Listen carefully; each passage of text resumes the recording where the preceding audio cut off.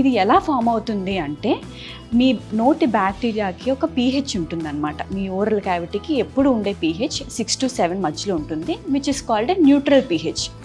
ఎప్పుడైతే మీరు ఏదైనా ఆహార పదార్థం తీసుకుంటారో, అంటే అది కామన్గా అన్నమైనా అయ్యుండి ఉండొచ్చు, లేకపోతే ఏదైనా అతుక్కునే పదార్థం కానీ, స్వీట్స్ కానీ, చాక్లెట్స్ కానీ తీసుకుంటారో మీ ఓరల్ పీహెచ్ అనేది ఈ 6 కంటే చాలా తక్కువగా ఏర్పడుతుంది అనమాట. అంటే ఇంచుమించుగా ఎసిడిక్ నేచర్లోకి వెళ్ళిపోతుంది, అంటే 2, 3కి పడిపోతుంది అనమాట.